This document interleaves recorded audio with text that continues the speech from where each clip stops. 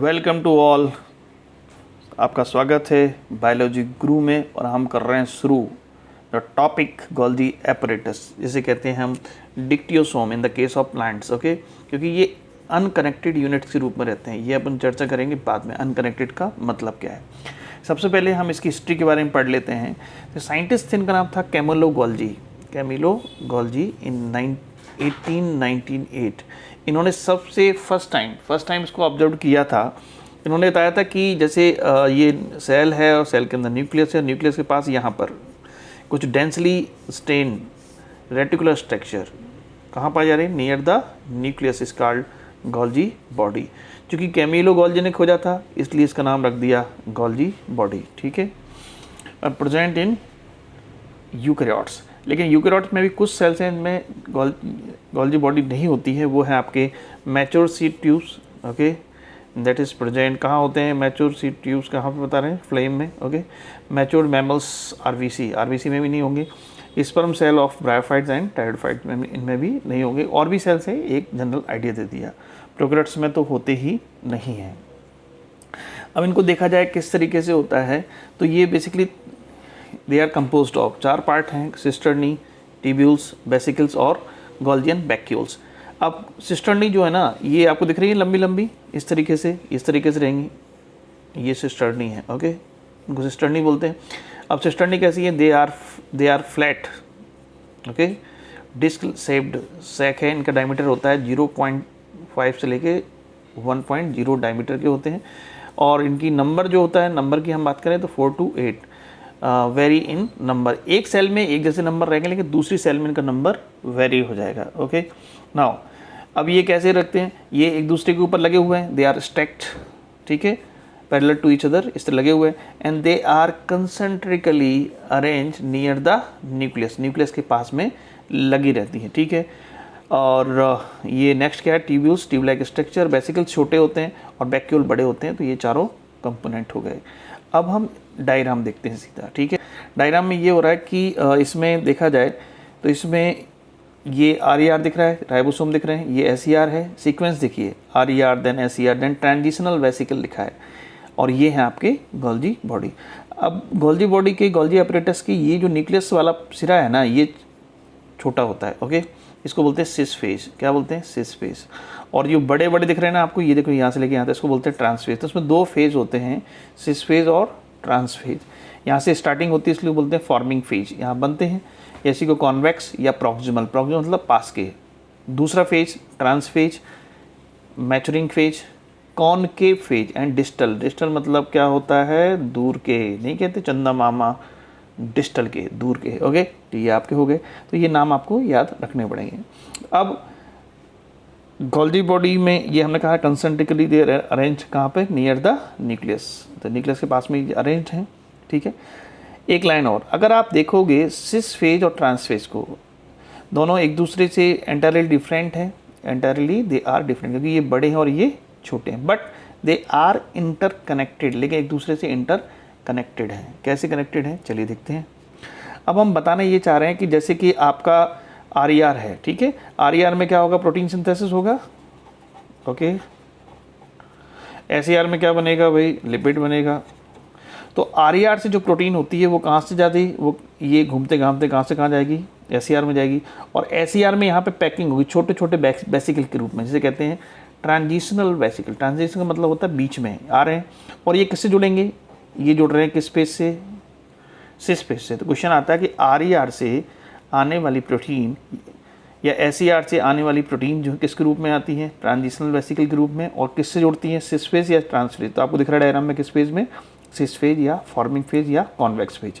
फिर जो प्रोटीन आ रही है या जो लिपिड आ रही है, ठीक है, उसमें हम कार्बोहाइड्रेट जोड़ रहे हैं। देखिए ग्लाइको मीन्स क्या, कार्बोहाइड्रेट। ओके, तो इसे कहते हैं modification of protein, modification of lipid. तो जो मॉडिफिकेशन है वो कहाँ होता है, सिस्टर्नी में लिखा भी है, modification of important site, formation of what, glycoprotein and glycolipid, यहीं बनते हैं।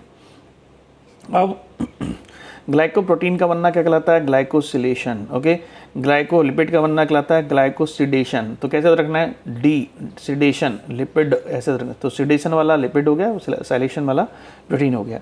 अब यहाँ पर आपने क्या कर दिया, इनकी प्रोसेसिंग करवा दी, इनको मॉडिफाई करवा दिया। अब मॉडिफिकेशन के बाद में ये आगे जाएंगे, ठीक है, ट्रांसफेज में। तो ट्रांसफेज से रिलीज होने से पहले एक लाइन लिखी हुई है क्या, कि ट्रांसफेज से रिलीज होने से पहले इनका मॉडिफिकेशन कहाँ होता है? Cisternae of Golgi body. अब जब बाहर निकलेंगे किसके रूप में? ये क्या है? वैक्यूल्स के रूप में। किसके रूप में है ये वैक्यूल हो गए। अब वैक्यूल तो है लेकिन इसमें 2 साइट हैं। अब जाएंगे कहाँ कहाँ डिलीवरी होगी इनकी, ठीक है। तो इनकी 2 टारगेट साइट हैं। एक तो है सेल के अंदर, इसे कहते हैं इंट्रा सेलुलर टारगेट साइट। क्या बोलते हैं? Intra cellular target site. वो किसके रूप में होगा? लाइसोसोम, L4 लाइसोसोम के रूप में। ओके, तो लाइसोसोम। और सेल के बाहर भी सकते हैं, यानी आउटसाइड द सेल, इसको बोलते हैं एक्स्ट्रा सेलुलर टारगेट साइट। तो 2 टारगेट साइट होती है, सेल के अंदर, सेल के बाहर। तो देखिए सेल के अंदर यहाँ से ये मेम्ब्रेन से चिपक गए और ये सीक्रेशन कर रहे हैं। तो अब आप ये समझें कि जहाँ पे भी सीक्रेशन हो रहा होगा, जैसे पेनक्रियाटिक सेल्स है वो भी सीक्रेट करती है, तो कहीं पे भी आप सीक्रेशन देखें, आँख के आंसू, वो भी क्या है? सीक्रेशन है। तो बेसिकली वो सीक्रेशन करता कौन है? करता कौन है? Golgi body. ओके, जैसे सीक्रेटरी प्रोटीन की हम बात की थी लास्ट लेक्चर में, RER में। तो प्रोटीन बनाती ये हैं, लेकिन सीक्रेशन करता कौन है? करते हैं गोल्जी बॉडी के द्वारा। तो हमने इस तरीके से देखा कौन कौन से फेज होते हैं। अब मैं आपको एक ट्रिक बता दूं। क्वेश्चन आता है कि RER से प्रोटीन किस फेज में जुड़ती है और किस फेज से बाहर निकलती है। तो मैं आपको बता दूं, यहाँ पे बच्चे अक्सर कन्फ्यूज होते हैं। ये तो पता है ट्रांस, मैचुरिंग, फॉर्मिंग है तो मैचुरिंग हो गया, कॉन्वेक्स एंड कॉनकेव में। तो मैंने तो इसकी सिंपल ट्रिक बना रखी। ट्रिक क्या है? देखो, जो सिस फेज है ना, स्टार्टिंग वाला, ठीक है, उसको क्या बोल रहे हैं आप? कॉन्वेक्स। और ट्रांस फेज जो कि लास्ट में है, ये देखिए ट्रांस फेज, इसको क्या बोल दिया आपने? कॉनकेव बोला है। तो मैंने ऐसे याद किया था, देखो सिस में कितने अक्षर हैं? 1 2 3, ठीक है। इसमें कितने हैं? 3 and 6 हैं टोटल, ठीक है। इसमें कितने? 1 2 3 4 5, 1 2 3 4 5 6 7। इसमें ज़्यादा अक्षर हैं तो यहाँ ज़्यादा है, तो यहाँ पे भी ज़्यादा हो गया। तो मतलब जो ट्रांस है वो कॉनकेव है और सिस जो है वो कॉन्वेक्स है। तो ऐसे याद रखिए क्योंकि क्वेश्चन यहीं से ज़्यादा घुमाया जाता है। ओके, नाउ अब कहीं ना कहीं एक सेंटेंस और आता है कि the Golgi body they have close association with ER, ठीक है। तो क्लोज एसोसिएशन कैसे है? क्योंकि ये प्रोटीन जा रही है तो इसके माध्यम से यहाँ लिपिड जा रही है, तो वो ऐसे फिर ऐसे फिर ऐसे, ठीक है। तो एक 2 लाइन और आगे क्या? Cis and trans face they are entirely कैसे हैं? Cis and trans face they are entirely different but they are interconnected. Entirely, ये सेंटेंस डायरेक्ट आता है।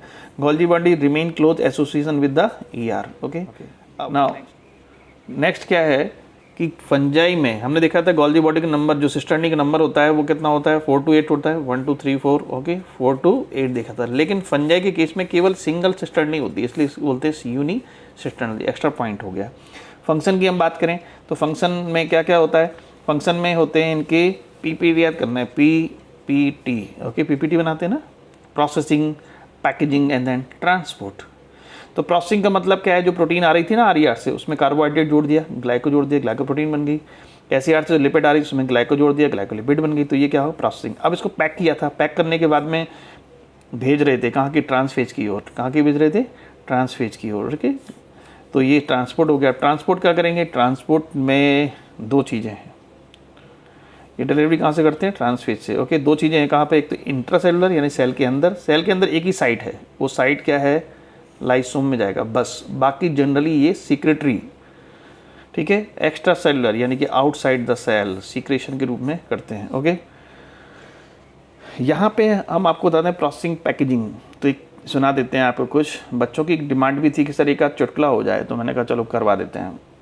एक संता और एक बंता, संता और बंता बोले कि अपना जो संबंध है ना वो पकौड़े और बेसन जैसा है।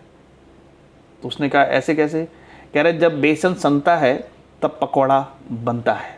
तो इसलिए ये सब वही है सेम। आप मार्केट में समोसे लेने गए, समोसे की प्रोसेसिंग के लिए कितना पहले करना पड़ता है, फिर तल गए, उसे तलने के बाद नहीं कहते आप 10 समोसे पैक कर दो, फिर आप ट्रांसपोर्ट करते हैं, घर पे ले आते हैं। तो ये हो गया processing, packaging and then transport. इसके अलावा इसके अलावा क्या होता है, रूट सेल्स का आपने देखा होगा, रूट सेल में रूट कैप होती है, ये क्या है, रूट कैप है। ओके, तो रूट कैप में क्या है, यहाँ पे इस जगह पे गोल्जी बॉडी का अमाउंट बहुत ज़्यादा होता है। क्यों? क्योंकि रूट अंदर की तरफ जा रही हैं, तो मिट्टी को गीला करना है जिससे कि वो आसानी से अंदर की तरफ धस जाएं। ठीक है, so what they this Golgi body है, गोल्जी बॉडी क्या करेंगे, दे सीक्रेट म्यूसिलेज यानी चिपचिपे पदार्थ फॉर द लुब्रिकेशन, लुब्रिकेशन समझते हो, चिकनाहट के लिए, for the root cap. Okay, now acrosome का आपने नाम सुना होगा, जो स्पर्म होता है उसमें पार्ट होता है एक्रोसोम। ठीक है, तो एक्रोसोम बेसिकली क्या है, ये मॉडिफिकेशन है किसके, गोल्जी बॉडी के, they are modified Golgi apparatus. Okay, NCERT का डायग्राम भी देख लेते हैं। ठीक है, तो ये दिख रही है आपको cisternae. Okay, and then this is what, Golgi apparatus. Okay, thank you.